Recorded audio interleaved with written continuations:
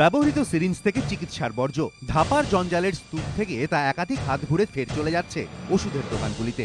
এই অসাধু ব্যবসায়ীদের বিরুদ্ধে এবার ব্যবস্থা নিল কলকাতা পুরসভা। পুলিশ কর্মীদের সঙ্গে নিয়ে বুধবার সেই সব জায়গায় অভিযান চালান কলকাতা পুরসভার জঞ্জাল বিভাগের আধিকারিকরা। ভেঙে ফেলা হয় একের পর এক ডেরা। ভবিষ্যতেও এই নজরদারি চলবে জানিয়েছেন শোভন চট্টোপাধ্যায়।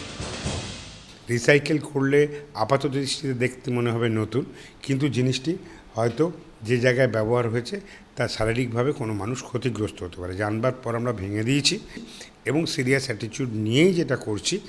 কোনো পার্টিকুলার নার্সিংহোম বা ডায়াগনোসিসটা তাদের পর, কারণ গভর্নমেন্ট হসপিটাল এটা করে না, গভর্নমেন্ট হসপিটাল প্রপারলি ফাংশন করে।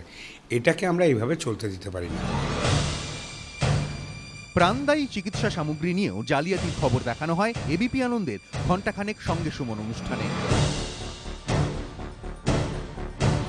এই কলকাতায় জঞ্জালের স্তূপ থেকে ব্যবহৃত ইঞ্জেকশনের সিরিঞ্জ তুলে ফের বিক্রি করা হচ্ছে।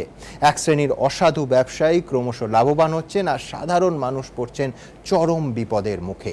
ব্যবহৃত সিরিঞ্জ রোগীর দেহে ব্যবহার করায় থেকে যাচ্ছে অনেক মারাত্মক সংক্রমণের সম্ভাবনা।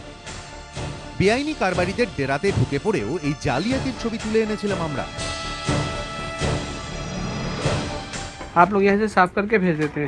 छाया करके हम लोग कलर करके सब ऐसे कचड़े देते हैं। देखिए कितना ये हम लोग का, लेकिन साइज तो बड़ा है। वो उसके नीचे गया, उसके नीचे हाँ, तो इससे बड़ा भी है, इससे लेकिन बड़ा साइज होता है। বুধবার ধাপার মাঠে পুরসভার অভিযান এই খবরেরই জের।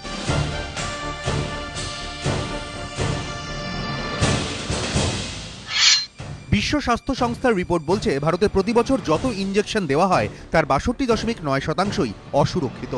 অধিকাংশ ক্ষেত্রেই এর কারণ বাতিল বা ব্যবহৃত সিরিঞ্জের পুনর্ব্যবহার। পুরসভা নিয়মিত এই ধরনের নজরদারি চালালে এবং বেআইনি কারবারিদের বিরুদ্ধে ব্যবস্থা নিলে আখেরে লাভ হবে রাজ্যের চিকিৎসা ব্যবস্থার, এমনটাই মনে করছে চিকিৎসক মহল। নিমাই পান্ডা, এবিপি আনন্দ, কলকাতা।